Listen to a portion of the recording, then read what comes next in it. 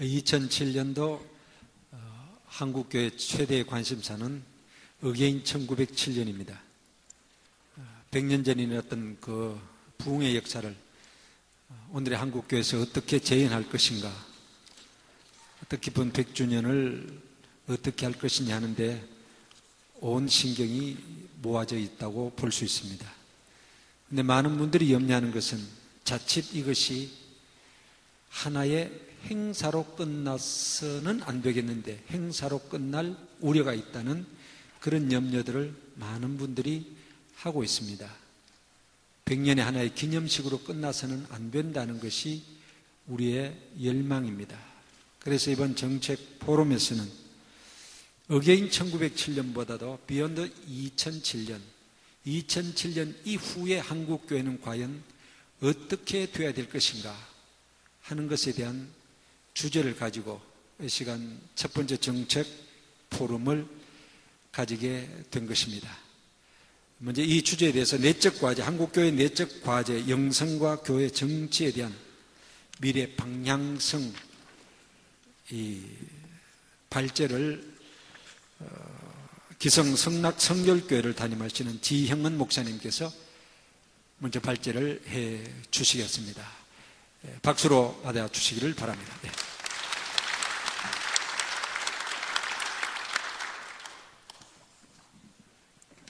성락성결교회에서 목회하고 있는 지형은입니다.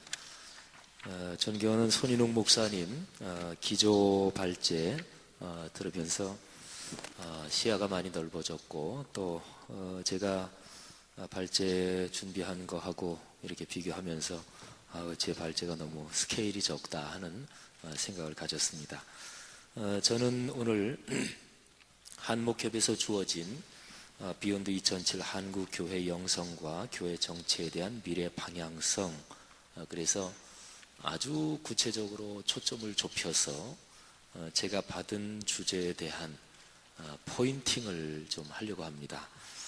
제가 발제한 그 발제 글의 스케일이 좀 좁은 거에 대해서는 논찬을 하시는 전삼광 신부님 또 강영만 목사님께서 또 적절하게 지적을 해주시고 보완해 주시리라 그렇게 생각을 합니다. 제 발제문을 읽겠습니다. 제목 거룩한 실험은 제가 잡았고요. 그 밑에 있는 거는 제가 한목협에서 받은 제목을 그대로 적었습니다. 예수 그리스도의 십자가의 복음이 구체적인 인간 삶의 현장에서 영향력을 갖는 것이 기독교적 삶입니다. 예수 그리스도는 주기도문에서 이렇게 가르치셨습니다. 아버지의 뜻이 하늘에서 이룬 것 같이 땅에서도 이루어지이다. 성경에 나타난 하나님의 뜻이 오늘날 우리 삶의 현장에서 이루어진다는 믿음을 갖고 자신을 헌신하는 것을 거룩한 실험이라고 부를 수 있을 것입니다. 교회와 그리스도인은 끊임없이 이 실험을 감행해야 합니다. 용기를 갖고 결단하며 모험해야 합니다. 끊임없이 개혁되는 교회, 에클레시아 셈페르 레포르만다라는 교회사적 명제는 이런 거룩한 실험과 연관되어 있습니다. 먼저 제가 받은 주제에 대한 분석, 거기에 대해서 소제목을 영성과 사회성의 관계 구조라고 잡아봤습니다. 제가 받은 주제가 내적 과제임이 분명합니다. 제목이 그걸 말하고 있습니다. 비욘드 2007 한국교회의 내적 과제, 영성과 교회 정치에 대한 미래 방향성. 포럼 주제에서 내적 과제를 더 설명하는 표현이 영성과 교회 정치입니다. 먼저 영성이야말로 교회의 심장에 해당되는 주제입니다. 외부 곧 교회 밖의 일반 사회에서는 알 수 없는 영역입니다. 사회에서 교회를 비판할 때 기독교 영성을 문제 삼지는 않습니다. 교회의 기도가 약해졌다고 비판하지는 않습니다. 오늘날의 한국교회 목회자들의 삶에서 하나님과 홀로 있는 영적 고독이 약화됐다고 비판하지는 않습니다. 사회가 교회와 그리스도인의 영성 문제를 다룰 수는 없습니다. 이런 점에서 영성의 문제야말로 교회 스스로, 말하자면 교회 내부에서부터 다뤄야 할 주제입니다. 사회에서 교회를 향해 쏟아지는 비판은 영성에 대한 것이 아니라 사회성에 대한 것입니다. 교회의 사회적 책임과 사회윤리적인 태도와 실천에 대한 것입니다. 교회의 작동 구조가 세속적인 일반 기업 같다든지 교회가 무분별한 자기 확장을 추구하는 자본주의 시장 경제 원리를 선교에 원용하고 있다든지 이기적인 기복신앙을 이용하여 종교적 헤게모니를 구축한다든지 하는 것들입니다. 신학적으로 볼 때 사회성에 대한 비판은 하나님의 일반 섭리에 근거한 창조 세계의 책임 문제와 연관되어 있습니다. 오늘 제 발제에서는 사회성의 문제가 교회 정치라는 용어로 표현되어 있습니다. 교회의 사회성과 연관된 문제를 크게 둘로 나눌 수 있습니다. 하나는 문제의 성격상 교회 내부적인 영역에서 발생하는 여러 가지 문제입니다. 다른 하나는 일반 사회 영역의 경제, 정치, 교육, 문화 등에 연관된 문제들입니다. 교회 정치라는 것은 사회성에 연관된 문제 가운데 교회 내부적인 영역에 자리합니다. 영성이 교회 내부의 문제 가운데 신앙의 본질에 연관된 문제라면 교회 정치는 교회 내부의 문제 가운데 신앙의 적용에 대한 문제라고 할 수 있습니다. 교회 정치란 말은 좁게는 교회의 정치 제도에 대한 문제를 뜻합니다. 감독제나 장로제나 회중제 등 교회 정치의 여러 형태에 대한 문제인데 이것은 교회 역사적으로 볼 때 중요한 신학적 주제입니다. 각 교단은 교단의 발생과 발전 과정에 연관하여 그 신학적 전통이나 사회문화적 흐름에 따라 다양한 정치 제도를 가지고 있습니다. 어느 정치 제도가 더 좋다든가 성경적이라든가 하는 것은 쉽게 판단할 수 없는 문제입니다. 각 정치 제도는 나름대로 성경적인 근거를 갖고 있고 또 장점과 단점을 갖고 있습니다. 중요한 것은 예수 그리스도의 복음을 현 시대에 전하는데 어느 정치 제도가 더 효율적이며 역동적인가를 잘 살펴서 특정 정치 제도가 부정적인 방향으로 고착되지 않도록 정치 제도의 운용에서 유연성을 유지하는 것이라 생각됩니다. 교회 정치란 말을 들을 때 아주 구체적으로 얼른 머리에 떠오르는 생각은 교단의 임원이나 주요 담당자를 선거하는 문제와 연관된 것입니다. 이 문제를 놓고 얘기하자면 교회 정치는 아주 현실적인 문제가 됩니다. 보통 한국교회에서 교회 정치에 대한 부정적인 인식은 바로 이 문제와 연관되어 있습니다. 교단마다 정치적인 집단이 있고 지역이나 출신 신학별로 이해관계에 따라 집단이 형성되어 있는 것은 어느 인간 사회에서나 의례 있을 수 있는 일이니까 그렇다고 하더라도 교단의 임원 선거에서 돈 봉투가 오가는 문제는 참 심각한 문제라고 말하지 않을 수 없습니다. 이 문제가 심각한 이유는 어느 교단에서나 돈 봉투를 주고받는 것이 교단의 선거법에 위반되는 것인데도 일반적인 현상이 되어버렸다는 것이고 더 나아가서는 교단의 지도자들 중에 이 문제의 심각성을 인식하지 못하는 사람이 많다는 점입니다. 어쨌든 교회 정치라고 말할 때 그 타락이나 부패는 각 교단이나 교계의 주도권 다툼과 연관되어 있는데 이를 중심으로 한 실제적인 사항들이 교회 정치에서 중요한 문제입니다. 교회 정치라는 말과 연관된 두 가지 영역, 그러니까 곧 교회 정치 제도에 대한 신학적 논의와 그 다음에 교단이나 교계의 주도권에 대한 실질적 현장, 신학적 논의와 실질적 현장, 이 두 가지는 서로 연관이 있습니다.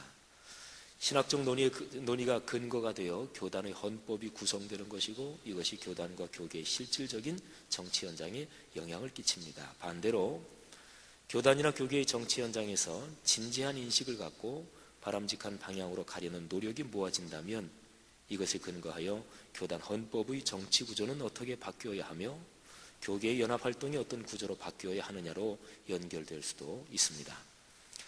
정치 구조에 대한 신학적 논의가 점잖은 것만은 아니며 정치 현장의 헤게모니를 둘러싼 현실적 힘겨루기가 타락한 것만은 아닙니다. 실질적인 교회 정치 현장의 문제들은 곧 신학적 주제며 진지하게 토의할 문제입니다. 반면 교회의 정치 제도에 대한 신학적 논의가 진지하고 치열하지 못하다면 그런 신학적 논의는 학문적 유희에 지나지 않는 것이요 학회라는 구조에서 치르는 신학자들의 말잔치에 지나지 않을 것입니다. 기독교 신앙의 본질을 다루는 영성이라는 주제와 교계 선거 현실을 다루는 교회 정치라는 주제는 내적으로 서로 밀접하게 연관되어 있습니다. 오늘날 한국 교회에서 이 연관성을 분명하게 보지 못하고 있다고 생각됩니다.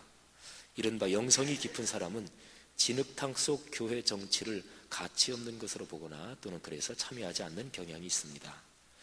현실적인 교회 정치에 깊숙하게 개입해서 활동하는 사람들은 영성이 깊지 않은 사람들이라고 판단되는 경향이 있습니다. 한국교회가 성경에 근거한 참된 갱신과 부흥을 경험하려면 이 두 가지가 뗄 수 없이 내적으로 연결되어 있다는 것을 깊이 인식해야 합니다.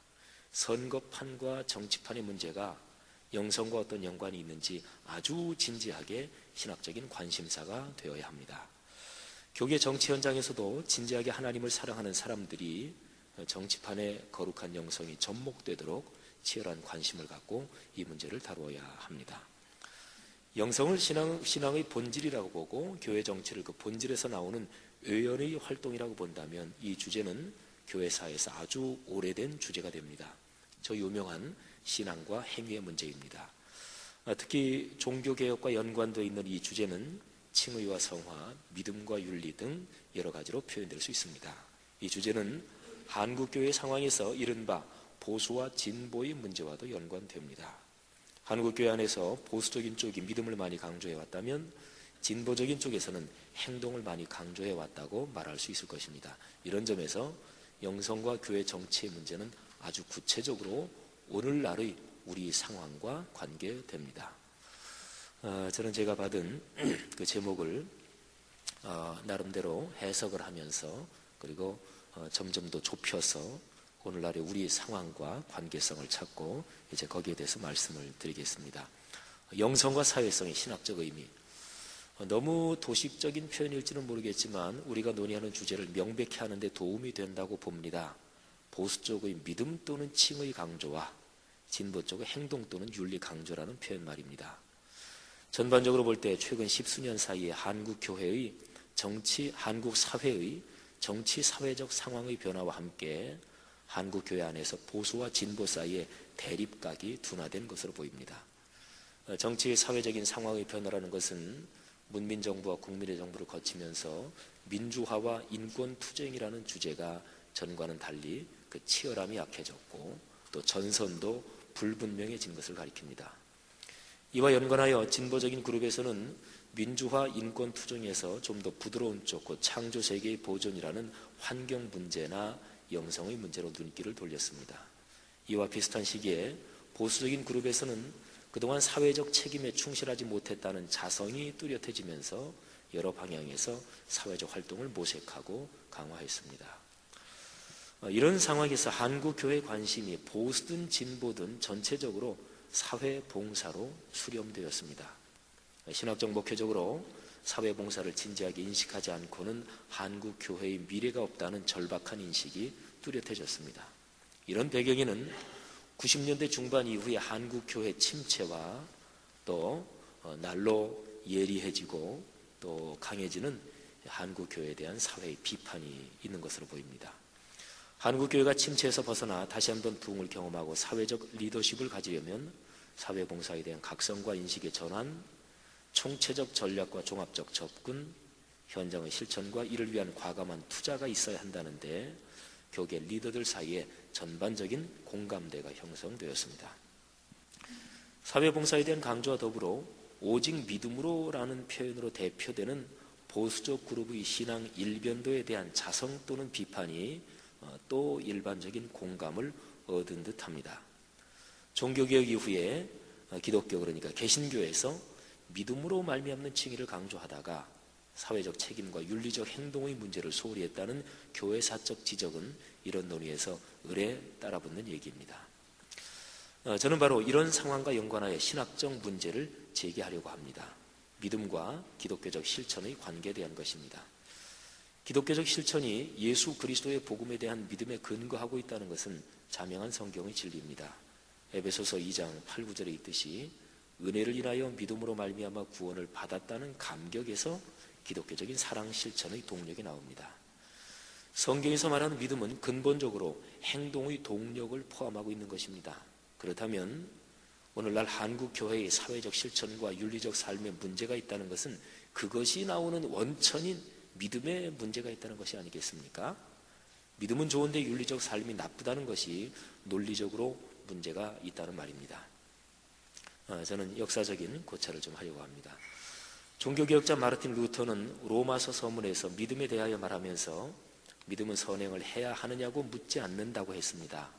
그렇게 묻기 전부터 선행을 해왔고 또 하고 있다고 말합니다. 1520년에 출판된 그리스도인의 자유에서 루터는 믿음이 그 안에 윤리적 행동을 이미 포함하고 있다고 말합니다. 로마 가톨릭과 치열한 전선에서 싸우고 있었기 때문에 루터는 믿음과 상관없는 선행이 조금이라도 감지되면 알레르기 반응을 보이며 반박했습니다. 루터의 삶의 자리를 감안하면서 그리스도인의 자유를 읽는다면 루터가 그리스도인 선행의 중요성을 몰랐다든지 과소평가했다든지 하는 것은 바른 평가가 아님을 쉽게 알 수 있습니다. 저는 오늘날의 일반적인 상황에서 루터의 오류라고 흔히 표현할 수 있는 그것이 루터주의자의 오류라고는 얘기할 수 있지만 루터의 글을 그 상황에서 읽을 때 루터의 오류는 아니다 이렇게 생각을 합니다. 존 칼빈은 기독교 강요 3권 14장에서 칭의의 시작과 지속적인 발전이라는 제목으로 진정한 믿음이 없으면 진정한 선행이 없다고 강조합니다. 계속해서 15장 16장에 칼빈의 논의가 이어지는데 16장 1절에서 교황주의자들의 주장을 반박하면서 이렇게 단언합니다. 그들은 이신칭의를 통해서 선행이 폐기된다고 주장한다. 이렇게 우리를 비난하는 자들이 선행에 대해서 얼마나 열성이 있는가 하는 것은 말하지 않으려 한다. 추악한 생활로 온 세계를 제 마음대로 더럽히면서도 이렇게 떠드는 그들을 우선은 내버려 두겠다. 믿음을 찬양하면 행위의 가치가 낮아진다고 하면서 그들은 이 일을 슬퍼하는 채 한다. 만일 행위를 장려하려 강화한다면 그들은 무엇이라고 할 것인가? 왜냐하면 우리는 선행이 없는 믿음이나 선행이 없이 성립하는 칭의를 꿈꾸는 것이 아니기 때문이다. 중요한 것은 한 가지뿐이다. 곧 믿음과 선행은 굳게 결합되어야 한다는 것을 인정하면서도 우리는 여전히 칭의는 행위에 있지 않고 믿음에 있다고 주장하는 것이다. 우리가 그리스도께로 향한다면 이런 주장을 하는 이유를 곧 설명할 수 있을 것이다. 그리스도는 우리가 믿는 분이요 우리의 믿음은 그로부터 힘을 얻는다. 그러나 그리스도의 의를 붙잡으면 동시에 거룩함도 붙잡지 않을 수 없다. 그리스도는 우리에게 의로움과 거룩함과 구속함이 되셨기 때문이다. 고린도전서 1장 30절. 그러므로 그리스도께서 사람을 의롭게 하시면 반드시 동시에 거룩하게도 만드신다. 이 은혜들은 영원히 풀 수 없는 유대 관계로 결합되어 있다. 그리스도께서는 그의 지혜로 조명하신 사람들을 구속하시며 구속하신 사람들을 의롭다 하시며 의롭다 하신 사람들을 거룩하게 하신다. 그러나 여기서는 의와 거룩함이 문제가 되어 있으므로 이에 대하여 더 자세히 말하려 한다. 우리는 둘을 구별하지만 그리스도께서는 자신 안에 두 가지를 다 포함하시며 그들은 서로 뗄 수 없게 결합되어 있다. 그리스도 안에서 의를 얻기를 원하는가? 그렇다면 우선 그리스도를 소유해야 한다. 그러나 그리스도를 소유하면서 그의 거룩함에 참여하지 않을 수 없다. 그는 둘로 나누어질 수 없기 때문이다. 성경에 근거한 참된 믿음이 무엇인가에 대해서 루터와 칼빈은 얼마나 정확하게 같은 이해를 갖고 있는지 모릅니다. 성경에서 말하는 참된 믿음이 이미 그 안에 선행을 포함하고 있다는 것은 제2의 종교개혁이라고 불리는 17, 18세기의 경건주의 운동에서도 뚜렷합니다. 경건주의 창시자 필립 야콥 스페너는 당시 교회가 타락한 원인이 참되고 살아있는 믿음 der wahre und lebendige Glaube가 없기 때문이며 갱신과 부흥을 위해서는 이 믿음이 회복돼야 한다고 말합니다. 스페너가 말하는 참되고 살아있는 믿음은 교리와 삶, 말씀과 삶, 믿음과 실천이 한데 어우러진 것을 뜻합니다. 복음적인 실천은 예수 그리스도를 주님으로 믿는 믿음에서 나온다고 강조함으로써 스페너는 일반적인 선행과 기독교적인 선행을 구분합니다. 일반적인 선행을 인정하고 격려하지만 중요한 것은 복음에서 나오는 믿음의 선행입니다. 오늘날 한국교회가 침체에서 벗어나 갱신과 부흥을 경험하려면 사회봉사가 약하다고 말하는 것보다 더 근원적으로 믿음에 문제가 있다고 말해야 하는 것이 아닌가 하는 것입니다. 성경에서 말하는 참된 믿음, 오늘날 삶의 현장과 역사적 흐름에서 강력하게 작동하는 바로 그 믿음이 약하다고 지적해야 하는 것이 아닌가 하는 겁니다. 영성과 사회성은 서로 어떤 관계에 있는 것입니까? 영성이 교회의 자기 정체성에 대한 문제라면 사회성은 교회의 타자 연관성에 대한 문제입니다. 교회는 예수 그리스도의 십자가 사건에서 자기 정체성을 찾습니다. 교회는 이웃과의 관계에서 하나님께서 명령하신 타자 연관성을 실천합니다. 교회의 갱신과 개혁은 이 두 가지 방향에서 접근이 필요합니다. 영성이라는 개인의 심령 변화와 사회성이라는 사회 구조의 변화입니다. 그런데 이 두 가지는 한 가지 근원에서 나옵니다. 예수 그리스도 안에 나타난 하나님의 은혜와 그에 대한 믿음입니다. 영성과 사회성은 참되고 살아있는 믿음에서 통전적인 구조로 작동합니다. 기독교 복음에서, 기독교 역사에서 복음적 동력이 작동할 때는 늘 그랬습니다. 종교개혁이 그랬고, 경건주의 운동이 그랬고, 또 1907년 평양 대부운동이 그랬다고 생각을 합니다. 저는 다음 주제로 넘어가기 전에 믿음과 행위에 대한 통전적인 신학적 목회적인 인식이 반드시 필요하다고 생각하는 것은,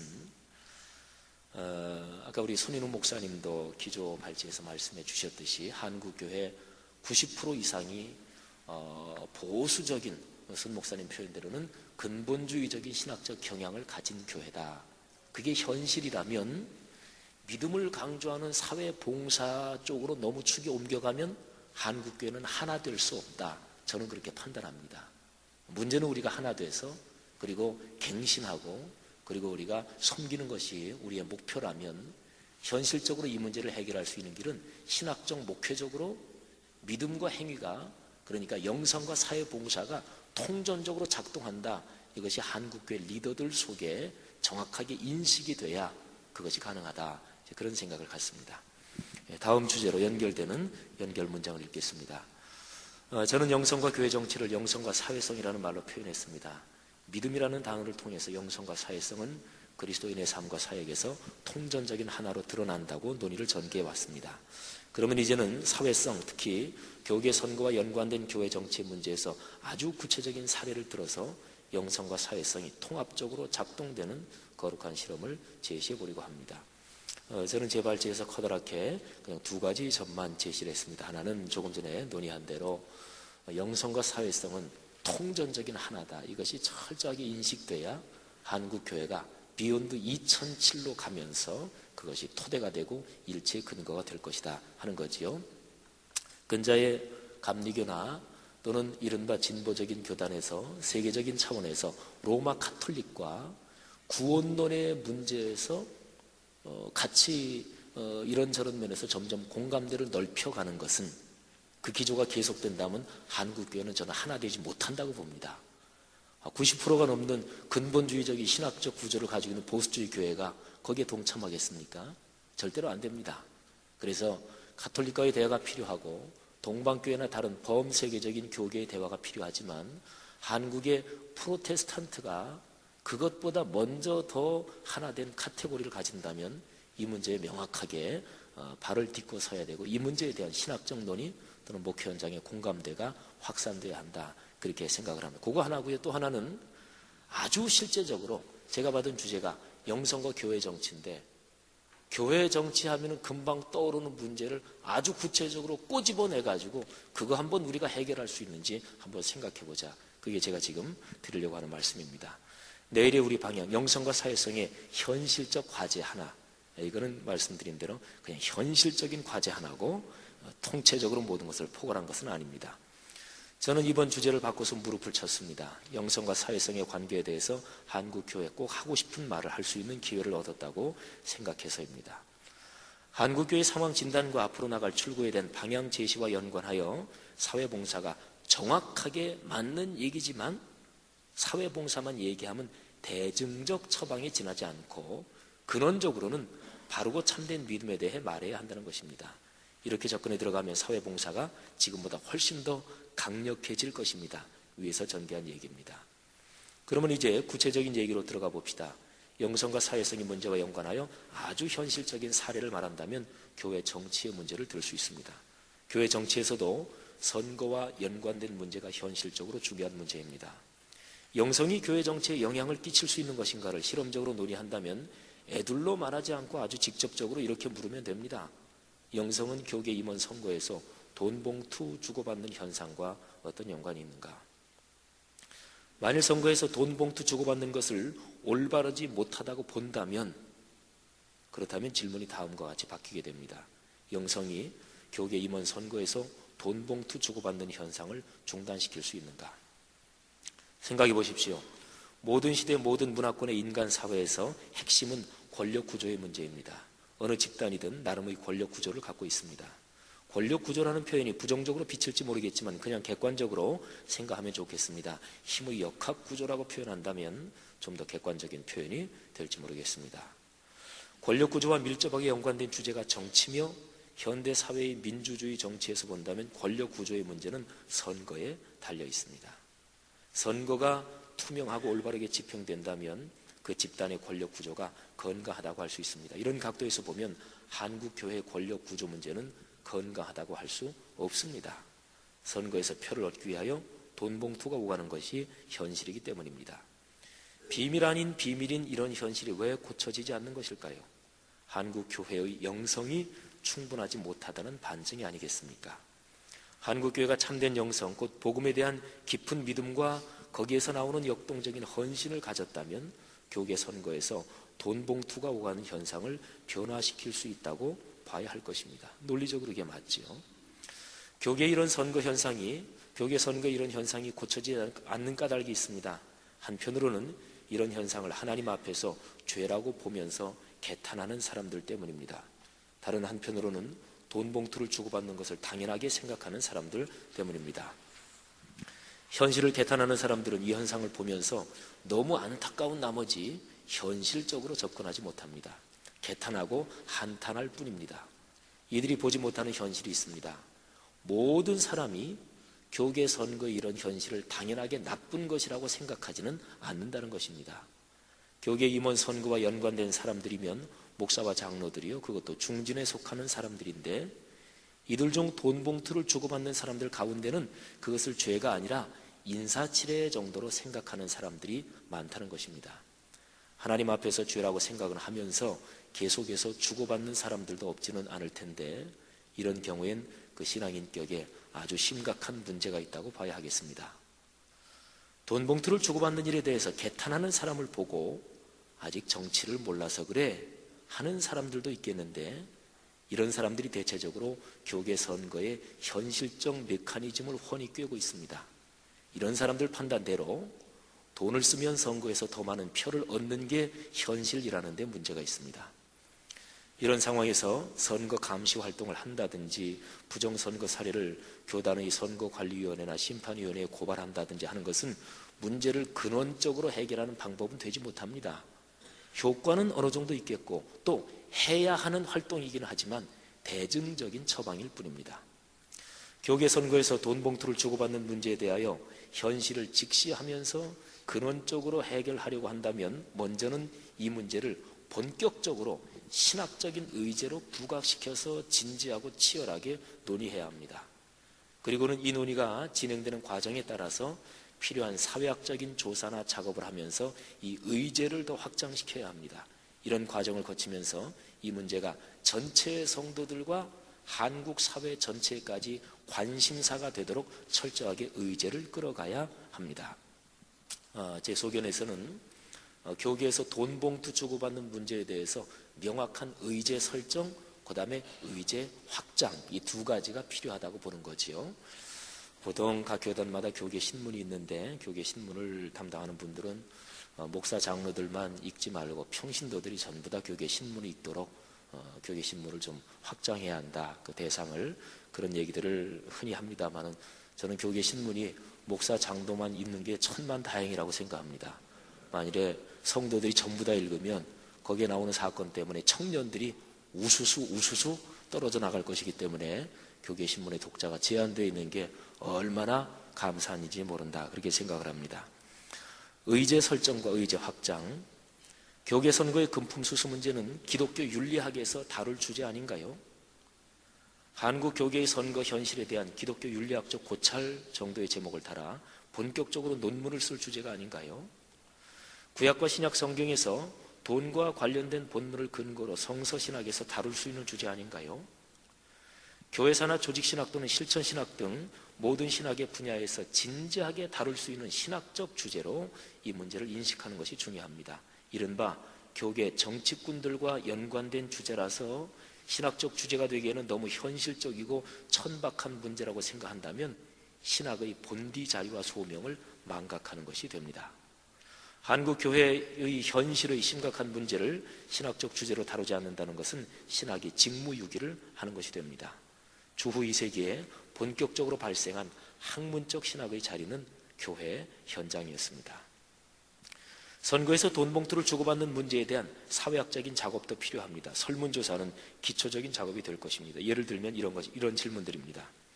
교단의 부총회장이나 중요 직책의 선거에서 표를 얻으려고 출마자들과 총회 대의원들 사이에 돈 봉투가 오간다는 것을 알고 계십니까? 예상 가능한 답변은 분명히 알고 있다, 들어봤다, 모르고 있다, 그런 일이 있으리라고는 생각하지 않는다. 돈 봉투를 받아보셨습니까? 받아봤다. 주려고 하는데 거절했다. 받았다가 돌려주었다. 받아본 적이 없다. 표를 얻기 위하여 돈 봉투를 주고받는 것에 대하여 어떻게 생각하십니까? 당연히 할 수 있는 일이다. 그럴 수도 있다고 생각한다. 될 수 있으면 그러지 말아야 한다. 절대로 하지 말아야 한다. 돈 봉투를 주고받는 것이 하나님 앞에서 죄라고 생각하십니까? 당연히 죄다. 나쁘기는 하지만 죄라고 할 것까지는 없다. 예의나 인사치레에 속하는 일이다. 선거에서 당연한 일이다. 설문 구성이 사회학적인 전문 분야에 속하는 일인데 여기에 대하여 문외한인 저로서는 위의 질문이 전문적인 것이 아니라는 것을 미리 말씀드립니다. 이런 설문 작업이 진행되면서 각 교단의 총회 대의원 정도가 되는 리더들의 의식에 자각이든 새로운 깨달음이든 회개든 모종의 변화가 일어날 수 있을 것입니다. 이런 설문이나 그 외 다양한 사회학적인 작업의 결과가 교계 언론이나 여러 매체에 보도되면서 한국 교회 전체가 이 문제에 대하여 새로운 인식과 자각을 가질 수 있을 것입니다. 이 거룩한 실험이 단기간에 결판이 날 것이라고 기대해서는 안 될 것입니다. 5년이든 10년이든 장기적인 안목을 가지고 지속적으로 추진해야 할 문제입니다. 아니, 예수님께서 재림하실 때까지 지속해야 할 문제라고 봐야 할 것입니다. 돈과 권력이 연관된 타락과 부패는 성욕도 없고 단절도 없다는 것이 인간 역사와 교회 역사의 경험이기 때문입니다. 이런 작업을 계속하다 보면 교회의 구체적인 정치 현장에서 점점 더 존경받는 사람들이 활동하게 될 것입니다. 교계 선거에서 교회의 본질적인 소명과 그에 연관된 사회적 실천을 선거 공약으로 내걸고 또 진지하게 실천하려는 움직임이 더 강해질 것입니다. 교회 정치의 좀 더 넓은 현장, 곧 교회의 정치 제도나 교회법의 구조 등에 연관해서도 발전이 있게 될 것입니다. 신학교육의 현장에서 영성과 교회 정치, 영성과 사회성의 문제가 뗄 수 없이 연관되어 있다는 것을 가르친다면 10년이나 20년 뒤에 교단의 정치 현장에서 일하는 리더들의 의식에는 큰 변화가 있게 될 것입니다. 한국 교회의 출구는 하나님의 말씀인 성경이 우리 삶의 현장에 이어지느냐에 달려 있습니다. 교회는 말씀과 삶이 어우러지는 공동체가 되어야 합니다. 그리스도인 삶의 현장에서 성경의 가치관과 세계관에 근거하여 헌신과 실천이 강해져야 합니다. 하나님 아버지의 뜻이 하늘에서 이룬 것처럼 땅에서도 이루어지게 해달라는 주기도문의 기도는 영성과 교회 정치의 현장에서도 이루어지게 해달라는 기도이기도 합니다. 네, 부족한 발제 마치겠습니다. 감사합니다.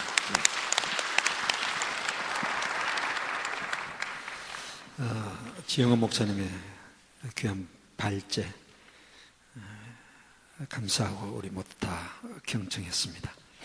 이렇게 진행하도록 하겠습니다. 이 발제에 대해서 두 분이 논찬하고 그러면 여러분들이 질문이 있으면은 그 질문을 가지고 토론을 하도록 하겠습니다. 여러분 질문은 아마 여러분 도우미들이 중간중간에 다니시면서 그 질문지를 수고하도록 하겠습니다. 질문이 있으신 분들은 적으셔서 제출해 주시면 수집해서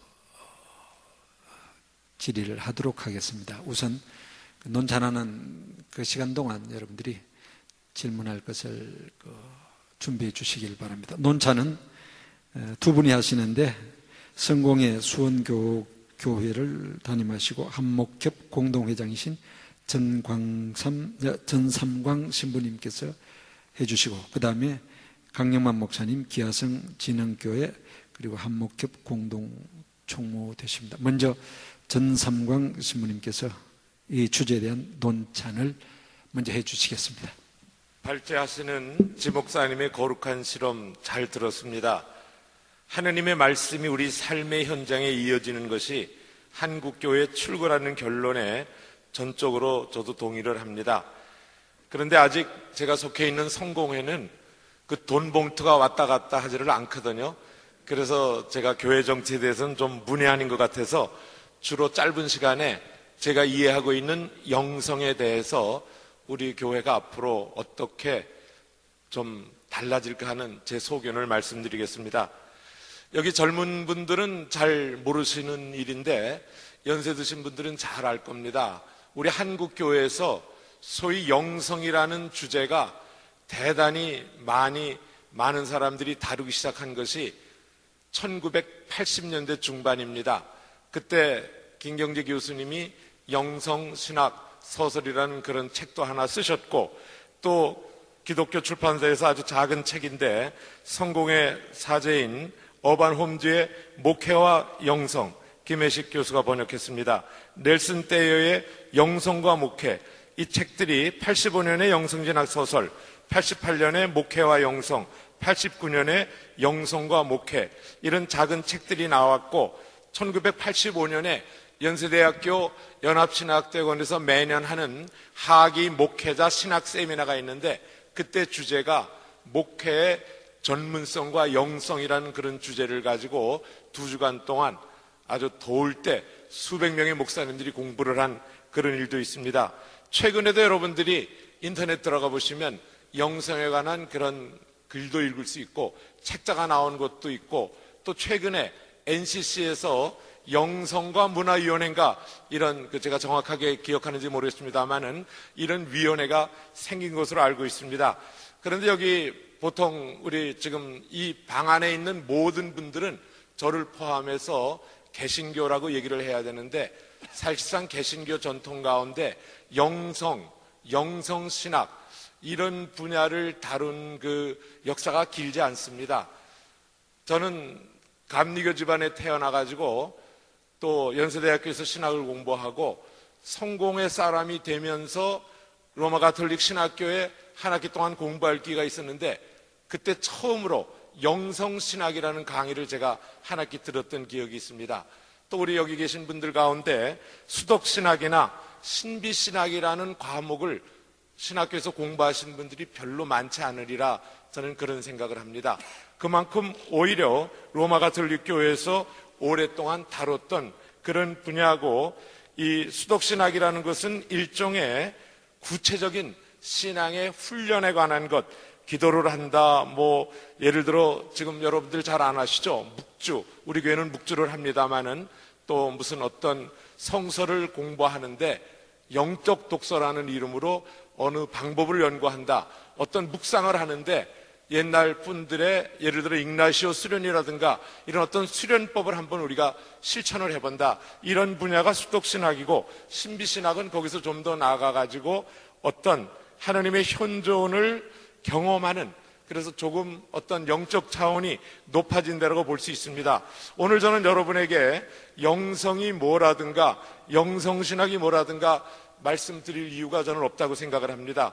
여러분들 나름대로 이미 알고 계시고, 혹시 조금 내가 잘 모른다 이렇게 생각하시는 분들은 책자 또 인터넷 들어가셔서 얼마든지 공부를 하실 수 있는데, 어느 분의 주장에 의하면은 5세기경쯤 이때 이 영성이라는 말이 대두되는데 그 당시에는 성직자와 수도자의 전유물이었다, 이런 기록을 제가 본 일이 있는데 이게 정확한지는 모르겠습니다만은 어느 분의 글에서 이것을 읽었습니다. 그리고 이분이 주장하기를 개신교에서는 1960년대부터 관심을 가진 분야다.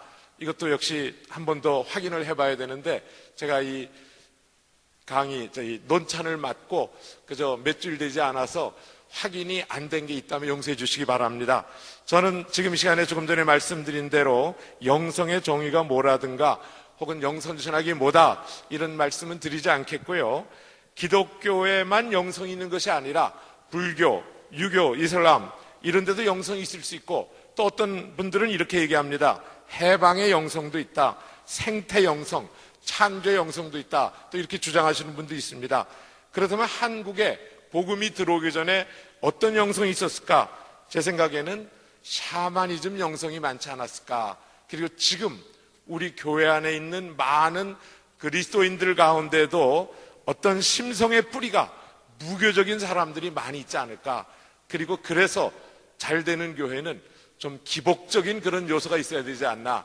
용서하십시오. 제 친구 중에 한 사람이 동료들을 초대를 해서 교회를 가서 주보를 보니까 기복신앙으로부터의 출애굽, 그런 설교 주제가 있었어요. 그때 그 교회를 방문했던 제 친구들이 야, 너 교회 잘 되긴 다 글렀다.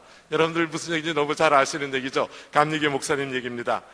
이제 우리가 일반 신학이 여러분들 목회 현장에서 어떻게 생각하십니까?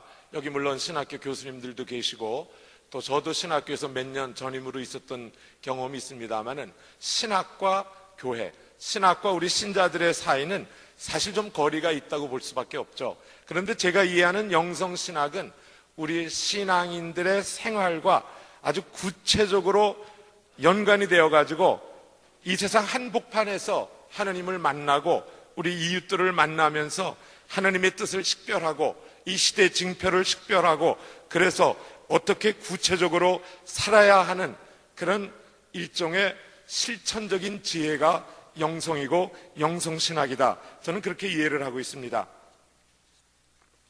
우리 인간을 가리켜서 영성신학에서 경험의 덩어리다 이런 말을 하죠. 지금 이 자리에 앉아 계신 모든 분들이 다 경험의 덩어리입니다. 그리고 우리는 계속해서 새로운 경험을 해갑니다. 물론 우리에게 있어서 가장 중요한 경험은 예수를 만나고 그리스도로 영접하고 우리 돌 같은 마음이 살 같은 부드러운 마음으로 바뀌는 회개의 경험, 그리고 이제 헌신하는 기쁨, 하나님을 찬양하는 기쁨, 이런 것들을 알게 되는 것이 우리 인생의 최대 축복이라고 저는 생각을 합니다. 창세기 3장에 보면은 아담아 내가 어디 있느냐 하는 이런 우리 정체를 묻는 질문이 있습니다. 우리 삶의 근거 바로 무엇인가? 도대체 나는 누구인가? 내가 지금 무엇을 위해서 어떤 동기에서 움직이고 내가 지금 무엇을 섬기고 있는가? 그리고 창세기 4장 9절에서는 카인에게 내 아우 아벨이 어디 있느냐? 사회적인 존재로서 인간, 우리가 이웃을 포함해서 하나님과 나와 이웃의 이런 관계가 어떤 관계를 맺어야 하는가? 우리는 하나님의 사랑과 하나님의 자비, 하나님의 정의를 경험하면서 또 이런 세상을 만들어가기를 힘씁니다. 저는 이런 저 나름대로의 그 경험을 가지고 있습니다. 영성신학은 우리에게 있어서 체험이 가장 중요한 요소다. 그리고 이 체험 중에 첫째는 회심이고 두 번째는 친교고 세 번째는 봉사다. 이렇게 이해를 하고 있습니다. 요즘에 봉사 말씀 많이 하시는데 참된 친교 없이 참된 봉사가 있을 수 없습니다. 저는 현재 우리 성공회에서 교회가 조그맣고 시원찮은 교회들이 많은데 요즘에 사회선교 열심히 하는데 한편으로는 좀 우려를 합니다. 일반인들이 하는 선교와 다른 것이 없다면 별 볼 일 없는 그저 정부나 어떤 기관의 일을 대행하는 아주 값싼 인력으로 헌신적으로 이것이 우리 동료라면 조금 거기에 문제가 있지 않을까 그런 생각을 합니다. 참된 회개가 없이 참된 친교가 있을 수 없고 참된 친교 없이 참된 봉사가 있을 수 없습니다. 저는 성경 얘기를 하나 좀 드리고 싶습니다. 여러분들이 성경의 전문가시니까 성경 얘기를 하면 제일 졸리지 않으실 것 같아요. 성경에 눈 뜬 얘기 참 많이 나오죠. 바디메오도 눈을 뜨고 사울도 눈을 뜨고 엠마오의 두 제자도 눈을 뜨고 저는 이 자리에 계신 연세 높으신 분들 계십니다마는 아마 젊은 분들에 비해서는 목회 경력이 30년이 넘으니까 꽤 이제 목회를 한답시고 한 사람이 아닌가. 이번에 이 간단한 주제 10분 좀 넘는 논찬을 위해서 아주 열심히 일주일 이상 엄청난 공부를 했는데 제가 내린 결론이 나는 아직도 눈에서 빗물이 안 떨어졌구나. 아직도 나는 참 한심한 존재고 이게 뭐 목회를 한답시고 했고 앞으로도 몇 년 더 해야 되는데 이거 그냥 어떻게 명퇴할 수 없나. 저는 그런 심정이 됐었습니다. 왜냐하면은 목회자가 무엇을 가지고 있는가, 그 목회자가 가지지 않은 것을 교우들에게 나눠줄 수가 없지 않을까. 저는 그런 아주 절실한 생각을 이번에 해봤습니다. 제가 방에 아주 좋아하는 성경 구절을 적어놨는데 글을 잘 쓰시는 분이 어떤 글을 써주셨냐 하면은 거저 받았으니 거저 주어라. 그런데 주고 싶은데 뭐를 주고 있는가? 우리 성공회 신부님들은 아주 대단히 목사님들보다 가난합니다. 그래서 물질적으로 개인적으로 줄 수 있는 게 별로 없고 교회들도 큰 교회가 별로 없습니다. 그래서 뭘 줘야 될까 참 많이 고민을 합니다. 근데 분명히 또 줄 수 있는 것이 있지 않겠어요? 인도의 힌두교에서 구루를 스승으로 이제 칭하는데 어디서 제가 그런 얘기를 들었어요. 인도 그 힌두교의 구루들이 뭘 가르치냐 하면은 자기의 체험을 가르친다. 그런 그 좋은 말을 들었습니다. 만약에 우리 교회에 어떤 재미있는 얘기가 하나 있냐면 실제로 있었던 일인데 어떤 선배 성직자가 여러 해 전에 후배들이 모인 자리에서 이런 소리를 했어요. 내가 하라는 대로 너희들이 하면 돼. 그런데 내가 하는 대로는 하지 마. 이건 말 됩니까? 저는 말이 안 된다고 생각해요. 바람풍하는 선생님이죠. 절대로 그런 말은 농담으로도 있어서는 안 된다고 생각을 합니다. 한번 아주 간단한 그런 제 개인적인 얘기를 해보겠습니다. 만약에 제가 영성이 있다면 그 영성이 어디서 생겼을까? 저는 감리교 독실한 그 집안, 여러 대 집안에서 태어났습니다. 저희 외할아버님은 강릉 중앙감리교회 목사를 역임하셨고 지금도 강릉 중앙교회 가면 동상에 서 있는데 강릉 지역의 독립운동을 주도했기 때문에 동상에 서 있습니다. 안경록이라는 그런 아주 훌륭한 목사님입니다. 아주 어릴 때부터, 아주 제가 아기 때부터 너는 어느 학교 가라 정해져 있었는데 요새하고 다른 시대고 마침 제가 서대문이라는 데 살았기 때문에 배제중고등학교를 다녔습니다. 여러분들 감리교 학교인지 아시죠? 또 감리교 교를 저는 아주 열심히 다녔습니다. 주일학교도 열심히 다니고 학생회도 열심히 다니고 그리고 감신을 갔으면 자연스럽게 좀 교회에서 더 칭찬을 받았을 텐데 연세대학교에 신과대학을 들어가고 나서 전도사 대접은 좀 받지 못하고 이제 그 학생회도 지도하고 성가대 총무도 하고 청년회장도 역임을 하다가 어느 날 갑자기 제가 없어져 버렸는데 성공회를 알고 성공회로 가버린 겁니다. 성공회를 알고 가게 된 그 동기를 여기서 제가 장황하게 말씀드릴 수는 없고 어떤 조그마한 가정에서 모이는 초라한 교회를 알게 됐는데 거기에서 제가 성공회를 좋아하게 됐고 또 하나는 성공회 신학교가 대학 나온 분들이 모이는 그런 학교였는데 지금 학교는 엄청난 학교가 됐습니다마는 10명 내외가 만여 평의 숲속에서 하루 종일 치렁치렁한 수단, 캐석이라고 부르는 그런 옷을 입고 그렇게 지내는 수도원적인 분위기였고 또 아침 저녁 성무 일과 이런 것들이 저에게는 아주 대단히 마치 이거 옛날에 제가 진작 갔어야 될 것이 아닌가 그런 매력으로 아주 너무 쉽게 저는 성공회 사람이 됐습니다. 그리고 성공회 그 신학원이 그전에는 3년 과정이었는데 거기서 모든 대학, 어느 대학을 나왔든 3년 동안 공부하면서 아주 철두철미하게 일종의 수도원적인 생활을 했고 그때 제가 전혀 인연이 없었던 로마 가톨릭교회 신학교에 가서 한 학기 동안 이런저런 공부를 하고 또 천주교 분들도 만나게 됐습니다. 그리고 이제 또한 그 목회 생활을 지금까지 한 30년 이상 했는데 저는 뭐 강화의 아주 조그만한 시골 교회 4개를 한꺼번에 맡은 것부터 대단히 그 열악한 그런 목회 생활도 해봤고 또 행복한 그런 목회 생활도 했죠. 도회지 교회에서. 그런데 개인적으로 제가 영향을 받은 어떤 영성이 있다면 무엇일까? 저는 개인적으로 이런 말씀을 길게 드려 죄송합니다만은 일종의 제가 간증을 하는 건데 예수원을 몰랐다면 저는 올바른 성직자가 될 수 없었다는 그런 생각을 합니다. 예수원을 오랫동안 제가 들락거렸고 대천덕 신부님을 저의 영적인 스승으로 생명의 은혜로 생각을 합니다. 또 예수전도단의 오대훈 목사님과 교제하면서 예수전도단을 통해서 참 많은 것을 얻었습니다. 그리고 천주교에 성령세신봉사회라는 단체가 있는데 여기에 속해 있는 외국인 수사, 수녀, 또 천주교 신부님들과 교제할 수 있었고 교우들과 교제할 수 있었고 또 저는 여러 해 동안 성공회 내에 성령세신봉사회라는 전국적인 성직자 단체 회장을 역임을 했는데 80년대 초반에는 대단히 아주 이단시될 정도로 어려움을 겪는 그런 일이 있었습니다.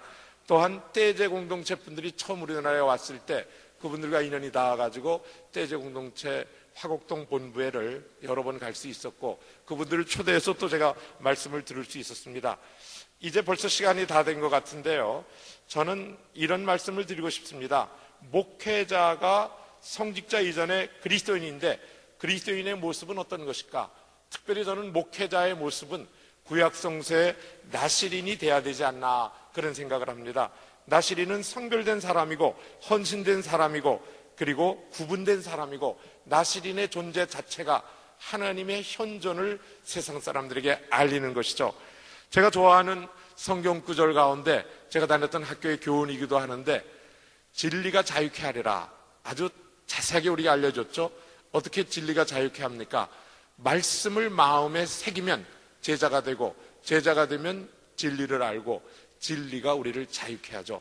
내비게이션 없이 제가 이곳에 올 수 있는데 내비게이션을 써봤는데 내비게이션을 써보면 참 재밌는 일이 많이 있죠. 잘 안내를 합니다.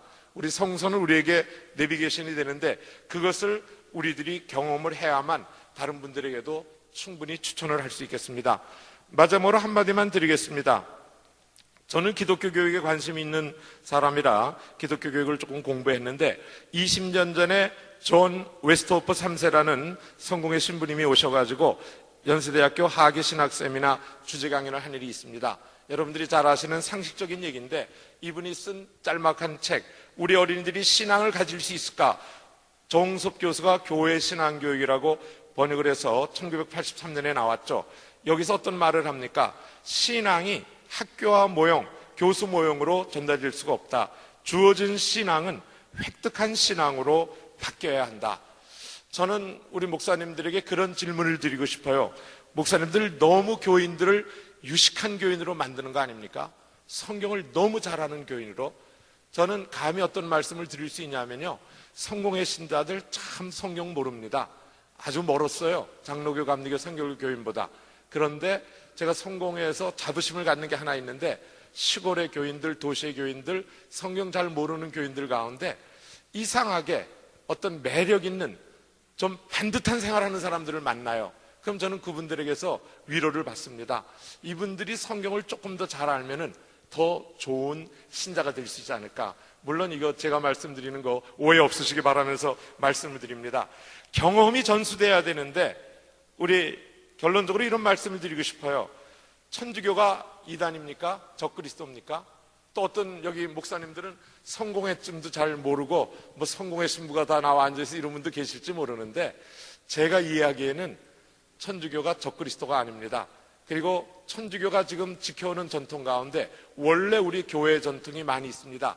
제가 속해 있는 교회는 예배 때 유향도 쓰고 종도 치고 예전 색깔도 중요시하고 대단히 엄숙한 예배를 드리고 또 어느 날 오후에는 여기서 하는 것과 똑같은 찬양팀이 찬양하고 마음껏 손 올리고 박수치고 예배를 드립니다. 저는 그런 제가 속해 있는 교회를 아주 자랑스럽게 생각합니다.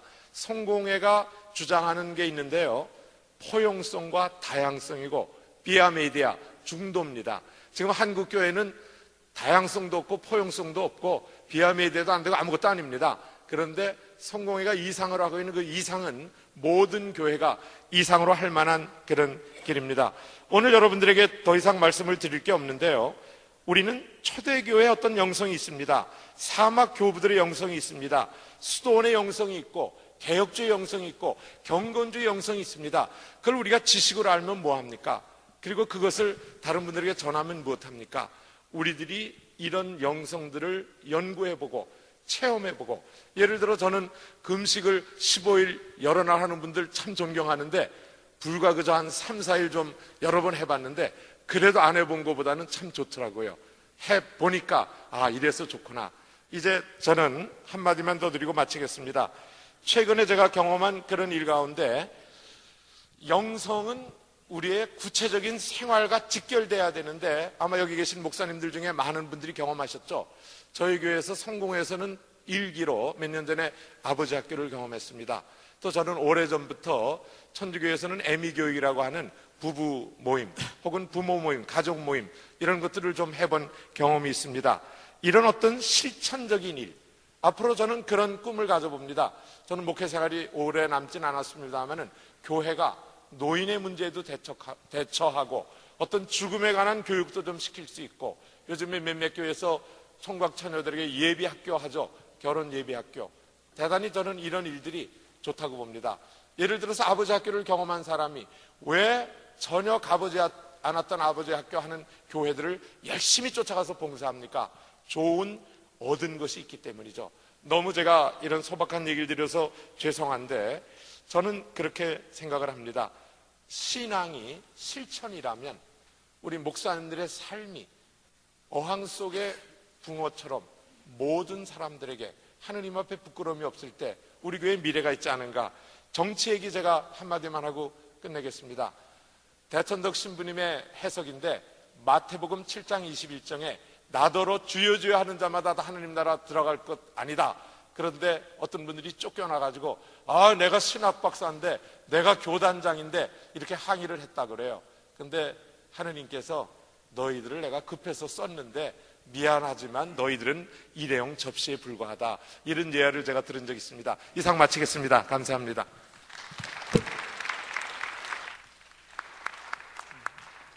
시간은 짧고 하시고 싶은 말씀은 많고 참 갈등입니다. 저도 중간에 이걸 시간 제한은 제가 지금 주문을 받아놨는데 끊지도 못하고 여러분들 좀 양해를 하시기를 바랍니다. 주제를 좀 좁히면 좋겠습니다.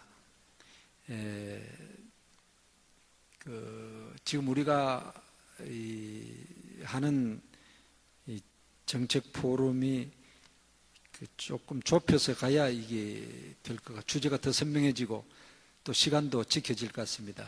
뭐냐면 지금 한국교회 1907년에서 100년 전에 2007년에 한국교회 내적인 문제가 뭐냐? 그걸 두 가지 지적한 겁니다. 영성의 문제가 있고 교회 정치가 문제가 있다. 그럼 앞으로 2007년 이후에 한국교회 영성은 어떻게 돼야 되며 교회 정치는 어떻게 돼야 되겠는가? 그리고 교회 영성과 교회 정치와의 관계는 뭐냐? 조금 더 국한에서 해야 이야기가 산만하게 벌어지지 않고 더 선명해질 수 있을 것 같습니다. 앞으로 여러분 질문하실 때도 이런 좀 제한된 그런 주제로 질문해 주시고 또 이제 마지막 논찬 우리 강영환 목사님 논찬을 듣도록 하겠습니다. 기아성의 강영환 목사입니다. 우리 지영원 목사님의 발제를 잘 들었고 저는 그 논찬의 시간을 한 2분 이내에 마칠까 생각을 합니다. 그래서 여러분들이 좀 궁금한 사항들을 질의할 수 있도록 우리 전 삼강 신부님하고는 에큐메니컬 운동을 오래전부터 같이 해왔습니다. 오늘 논찬에 나오기 전에 저보고 내가 영성을 할 테니까 강 목사는 정치 구조에 대해서 좀 하시오. 그래서 이분이 왜 그럴까? 그랬더니 본심이 서두에 나온 것 같습니다. 성공의 신부는 가난하고 돈 봉투 주고받은 일이 없으니까 나는 그걸 잘 모르니까 기아성에서 하십시오. 이 이야기 같아요. 가만히 듣고 나니까. 그래서 제가 회개하는 마음으로 그래서 짧게 해야겠다는 생각을 합니다. 오늘 이 주제는 김경원 목사님 말씀대로 두 개의 부분에서 우리가 좀 집중하고 방향성 제시하는 일들이기 때문에 저는 먼저 이 지영은 목사님의 발제 가운데 좀 좋은 지적이다 하는 부분이 몇 가지 있습니다. 그거를 짚어보면 영성과 교회 정치의 그 관계에 현실성의 문제를 지적했는데 같이 가는 게 좋은데 한국교회는 지금 같이 가지 못하고 있다. 그래서 왜 같이 가지 못하고 있느냐? 영성이 있는 분은 정치를 세속화로 보고 정치하시는 분들은 맨 처음에는 안 그랬는데 정치를 하시다 보니까 좀 세속성을 띄어서 이게 문제다. 이런 지적을 여러분들이 보셨죠? 이 문제를 어떻게 해결해야 할 것인가 하는 지적은 참 의미 있는 지적으로 봅니다. 두 번째는 그렇다면 문제 해결을 하려면 어떻게 할 것인가? 두 가지 문제를 제시했습니다. 개인의 변화에 우리가 힘쓰자. 개인의 변화를 어떻게 힘쓸 것인가? 거기에 첫째는 한목협의 주 타이틀 중에 하나인 갱신의 문제를 가지고 의식개혁의 문제 나왔고, 그 다음에 사회적인 분위기를 통해서 이 부분을 접근하자 하는 문제, 저도 공감합니다. 정치구조 문제에 있어서는 신학적인 그 토론을 왕성하게 해서 이 부분에 대한 제도개혁이 있어야겠다 하는 내용입니다. 그리고 조금 충분히 다루지는 못했지만은 그렇다면은 영성과 윤리성을 갖춘 분들이 앞으로 정치에 활동할 수 있는 이 분위기나 제도의 문제를 어떻게 할 것인가, 요까지만 해놨습니다. 그리고 두 번째는, 정치는 우리 지영원 목사님이 정치꾼이라고 이야기를 했는데, 꾼들이 하는데 이 꾼들께서 앞으로 어떻게 영성과 윤리성의 문제를 가지고 해 나갈 것인가 하는 부분들, 보다 근본적인 문제에서는 이제 신학 과정을 하는 그때부터 정치는 현실이기 때문에 이 현실적인 부분들을 차분하게 준비시키는 작업도 필요하지 않느냐. 여기에 저는 오늘 이 포럼에 좀 구체적이지는 못하지만 방향성이 제시됐다고 봅니다. 이런 부분이 참 좋은 발제였다고 보고요. 이게 논찬이니까 또 그냥 가면 섭섭하고, 그래서 한 두 가지만 좀 지적을 한다고 하면은, 지금 그 내용 부분에서 교회사적인 고찰 부분은 교회 정치 부분보다는 사회 봉사와 실천 부분에 많은 할애를 해서 교회 정치 부분들에 대한 구체적인 좀 방향 제시가 더 아쉬웠다, 이렇게 봅니다. 예를 들어서 영성과 윤리성을 갖춘 분들이 교회 정치에 뛰어들어서 하려면 어떤 분위기와 정치적인 제도와 이런 것들이 좋을까? 저의 생각으로는 한 예를 들어서 저희가 합동해서 열심히 해서 시도했던 재배뽑기 같은 경우는 아마 그 한 방안 중에 하나가 아닌가. 이런 것들에 대한 좀 더 지적이 있었으면 좋았겠다는 생각을 하고요. 그 다음에 두 번째는 돈 선거 문제를 이제 발제자가 의도적인 접근이라고 하셨습니다. 그렇게 해서 다 수긍을 하는데, 포괄적인 미래 방향성의 제시이기 때문에 이 부분들을 교회 정치 전반적인 부분으로 다뤘으면 우리가 더 얻는 게 많지 않았는가, 이런 생각을 합니다. 그리고 29쪽 윗부분에서 한 줄을 간략하게 다룬 게, 교회 정치는 교회 정치자들의 문제만이 아니라 일반 회원들의 문제와 책임도 있다 하는 이런 지적이 한 줄에 했습니다. 근데 이 부분도 우리가 다뤄야 할 큰 부분으로 봅니다. 왜냐하면 정치하시는 분들에 대한 감시와 견제가 일반 회원들의 의무라고 봅니다. 그래서 이런 부분들에 대해서 충분히 다루지 못한 게 좀 아쉬움이고요. 오늘 이 포럼 자체는 이 정도 방향성을 제시하면 차후에 나오는 일들에서 구체적으로 접근하면 소득이 아닐까 생각을 하면서 논찬을 마칩니다. 감사합니다. 좋은 발제에 이어서 두 분 논찬 대단히 감사합니다. 이제 여러분들이 혹시 질문하실 글이 있으면은 손을 드시면은 중간에 도우미들이 그 질문지와 그리고 수고하도록 그렇게 하겠습니다. 그런 사이에 그 신부님, 제가 묻으신 문제, 그 성공회는 정치 구조가 중앙 집권제죠. 예, 그러니까 중앙 집권제죠. 그러니까 쉽게 말하면 위에서 명령하는 대로 그냥 그 주교나 뭐 더 위에 높은 건 뭡니까? 우리 교단은 총회장 되는 거, 주교가 예. 한 지방에 그 위에는 제일 어른이고 그 대주교. 위에는 없죠. 각 지방의 주교가 제일 어른입니다. 한국의 총대장 누굽니까? 그런 게 있지만 서울 명목상- 대교구장. 아니죠. 명목상으로 관구장이 있고 네. 한국이 관구인데 관구 안에 세 교구가 있는데 교구끼리 간섭을 못하죠. 예, 그리고 지방자치제가 철저한 거죠. 그리고 거기서 뭐 어느 성당이라고 그러죠? 성공회 우리 교회라고도 부르고 옛날에 그 전도라고 교회 부르고. 이렇게 옮기는 것도 위에서 명령합니까? 그러면 교인들이 참고로 참견합니까? 말씀드리면 과거에는 우리 그 주교라 그러죠. 교구장이 무조건 그냥 가라 하면은 편지 한 장 받고 며칠 만에 보따리 싸고 그랬는데 최근에 청빙제가 도입되고 있고 또 최근에 우리 주교님 여기 오셨습니까? 주교님이 어려움을 겪는 게 어디다 누구를 보내려고 그러는데 우선 신부님들보다 교회 회장이라는 제도가 있고 위원회가 있는데 어떤 이유로 그분이 싫다 하면은 아주 곤혹스럽게 되는 그런 그 경우가 있습니다. 어떻게 보면 좋게 얘기하면 많이 민주화가 된 거죠. 그 주교는 자기 되고 싶다고 됩니까? 그거는 우리 주교님이 여기 오셨으면 물어보면 좋을 텐데 얼마 쓰고 주교 됐냐고.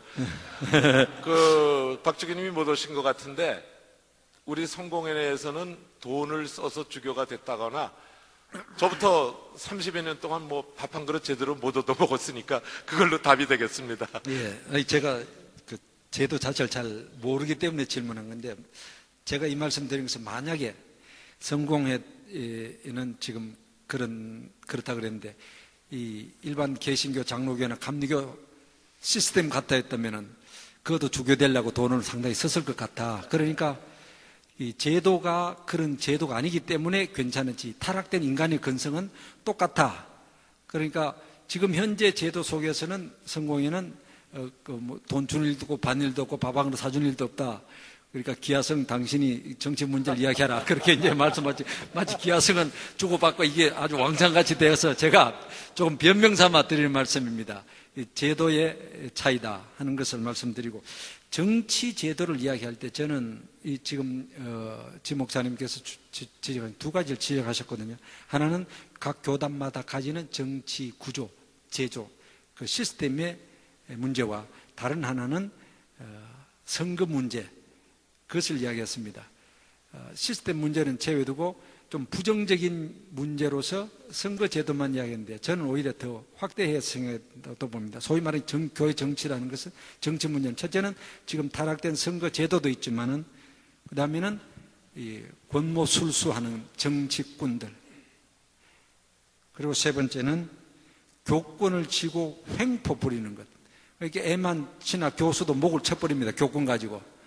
어떤 신학적 문제를 뒤집으셔가지고. 그건 다 교권의 횡포거든요. 이것도 역시 교단 정치에서 비롯된 단순히 선거가 타락된 그 이상의 여러 가지 문제들이 교권을 장악하고 있을 때 생겨질 수 있는 문제라고 생각이 되어집니다.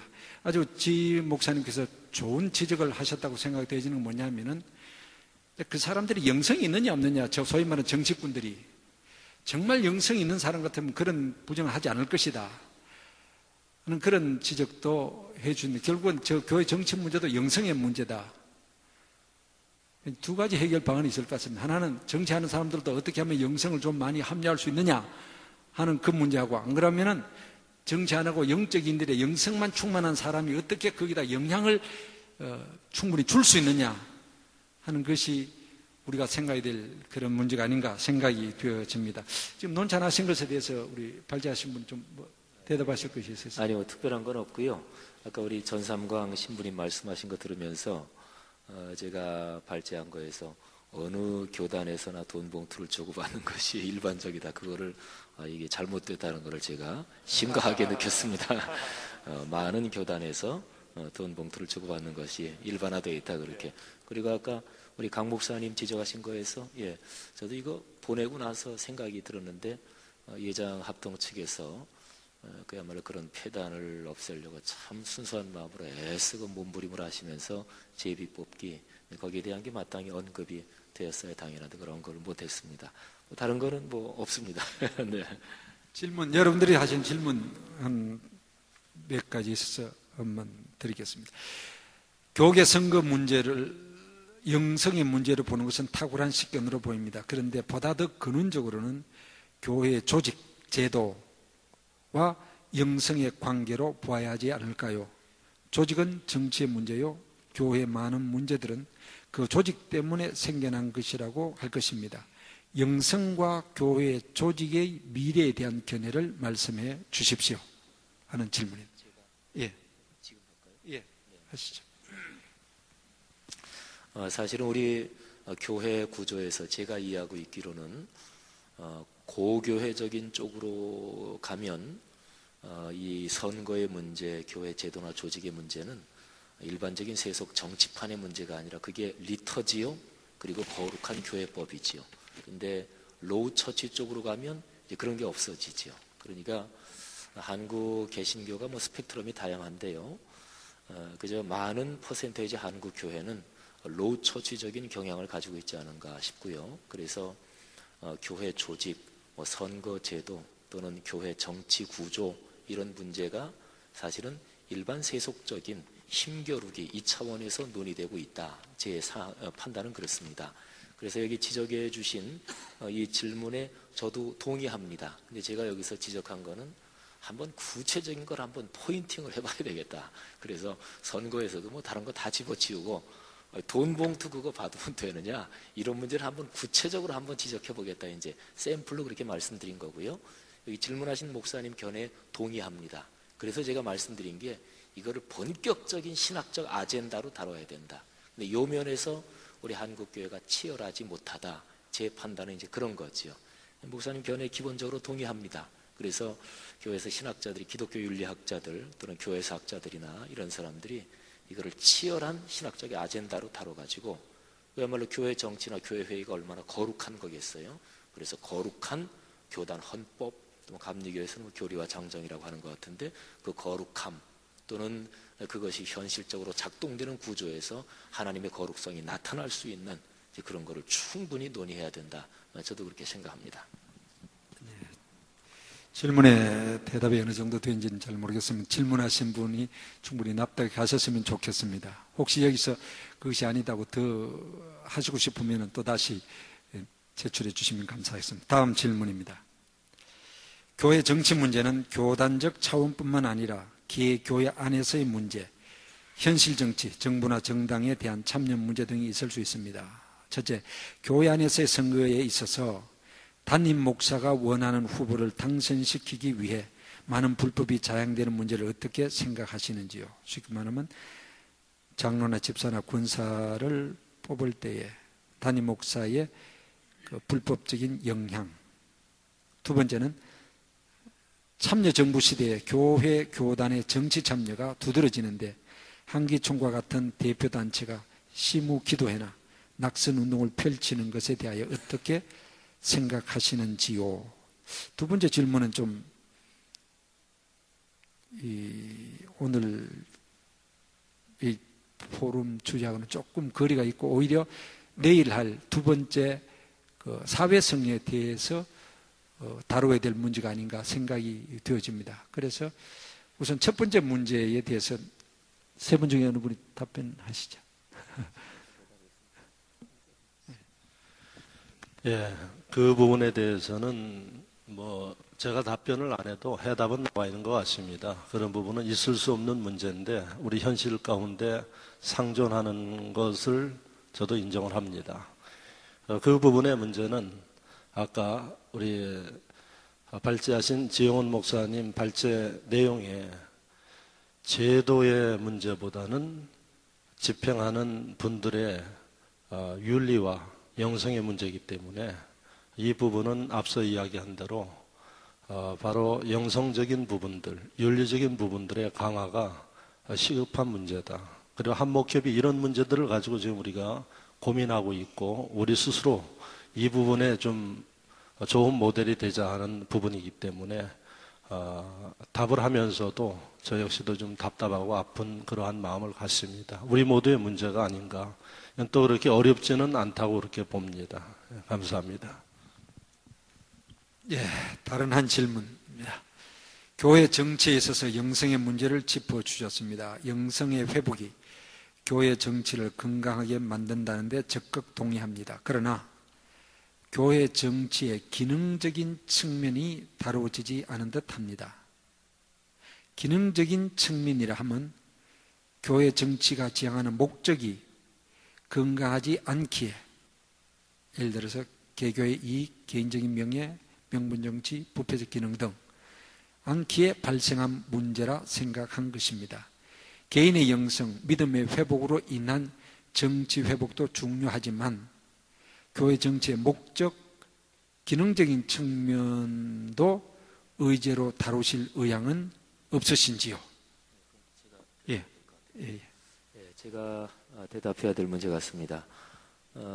저는 전반적으로 이번에 발제를 준비하면서요, 가장 근원적으로 기독교 영성의 문제를 근원적으로 파고 들어가면, 그러니까 커다란 교회사적인 그 구조, 도식적으로 종교개혁자들이 그때 당시 주제화가 된 믿음과 행위의 문제, 그러니까 도식적 구조적으로 보면 그 문제랑 이게 구조적으로 같이 겹친다, 이런 생각을 가졌고, 그래서 우리의 신앙의 내적인 자기 정체성이 외적으로 제대로 드러난다고 하면 뭐 삶의 여러 가지 분야에 다 영향을 미치는 거 아닌가, 이런 점에서 초점을 맞췄기 때문에요. 지금 질문해 주신 목사님 말씀하신 대로 기능적인 측면을 좀 더 다룬다 하는 것은 제 발제에서 다뤄지지 않았고 이제 과제로 남아있다, 이렇게 말씀드릴 수 있겠고, 다만 하나 기능적인 측면을 제가 샘플을 들어서 제기한 건 있지요. 그러니까 교계 선거 그 현장에서 돈 봉투 오는 문제, 거기에 대한 제가 뭐 그냥 신뢰를 들어서 말씀드렸는데, 설문조사를 하고 구체적인 아젠다로 설정하고 아젠다를 집요하게 끌고 가고 확장을 하고, 또 교계 언론이 거기에 대해서 관심을 맞춰주고, 이렇게 한다면 교단 선거라는 그 펑션이 어떤 의미가 있고 어떤 작동을 하는지 거기에 대해서 인식이 새로워지리라, 저는 그렇게 생각을 합니다. 그래서 그렇게 답변을 드리고, 목사님이 아까 조금 제쳐놓으신 거기에 대해서 그냥 잠깐 한 말씀 드려도 될지 모르겠어요. 그 교회 정치 참여요. 저는 우리나라 보수적인 기독교 그룹이 김영삼 전 대통령이 대통령 될 때, 그때 굉장히 많은 부분에서 기가 꺾였다, 말하자면 힘이 꺾였다, 그렇게 생각합니다.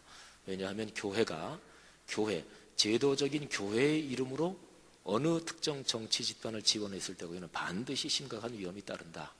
그리고 진보적인 한국 교계가 가진 귀한 탤런트가 김대중 전 대통령이 집권하면서 제도권으로 들어간 거, 이게 진보적인 기독교 그룹이 가진 그 탁월성을 꺾게 만들었다, 저는 그렇게 봅니다. 요즘 한국 교계 일반적으로는요, 현 노무현 정권에 대해서 조금 좋은 얘기를 하면 역적 취급받죠.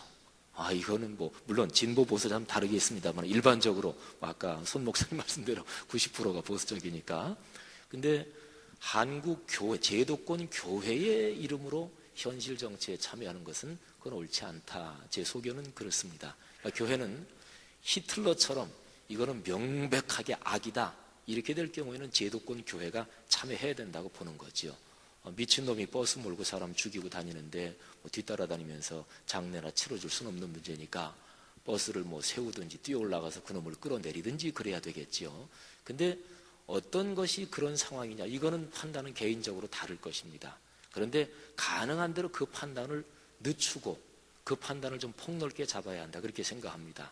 그래서 어떤 경우라도 제도권 교회는 대립하는 정치 집단에서 명확하게 한 군데 입장에 서서는 안 된다.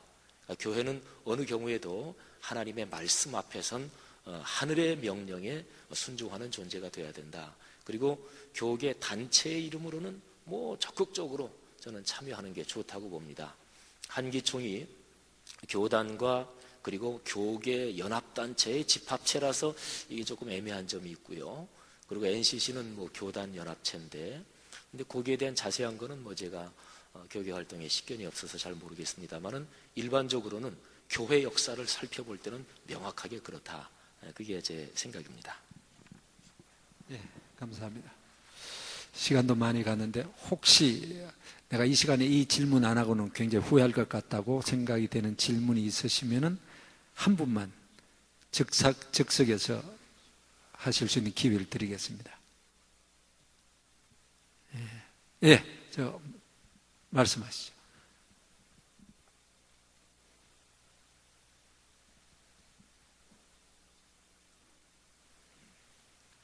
마이크 없어요? 마이크 없어요? 큰 소리 좀 해주시죠.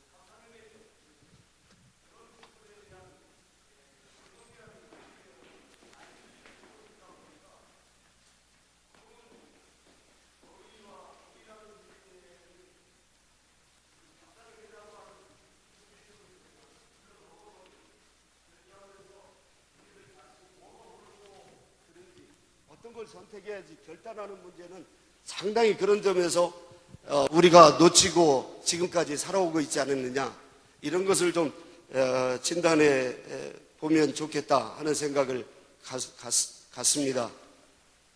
잘못된 믿음 훈련이라는 것이죠, 일종의. 그리고 끝으로 한마디만 더 말씀드리면, 우리 영성의 문제를 우리 그 영성과 사유성이라고 하는 이 두 가지 접근으로 하셨는데, 이 사유성에 대한 문제가 조금은 더 사실은 영성 속에 다 들어있지 않는가, 이런 생각을 가지면서, 또 사유성 문제가 조금은 더 광범위하게 좀 거론이 됐으면 앞으로 좋겠다. 그게 우리의 과제라고도 생각합니다. 이상입니다. 네, 감사합니다. 질문이라기보다는 좋은 지적을 해 주신 것 같습니다. 우리 모두가 공감할 수 있는 주제인 것 같습니다. 오늘 그 포럼의 주제가 영성과 교회 정치인데, 우리 발제하신 진 목사님께서는 믿음과 행위까지 신학적인 문제를 짚어가면서 믿음과 행위가 분리될 수 없듯이 영성과 교회 정치는 분리될 수 없는 것, 즉 좋은 믿음에서 좋은 행위가 나오듯이 좋은 영성에서만 좋은 정치가 나올 수 있다 하는 지적이셨고, 사실 지금 우리가 안고 있는 내적 과제가 뭐 영성, 교회 정치, 이건 아주 일부분이라고 생각합니다. 더 많은 문제들 우리가 안고 있지만 오늘은 이 두 주제를 가지고 말씀을 나누었습니다. 저에게 만약에 묻는다면 교단 정치하는 사람들이 돈봉투를 돌고 횡포를 부리고 정치하는 사람이 영성이 있느냐? 미안하지만 저는 없다고 봅니다. 그 사람들은.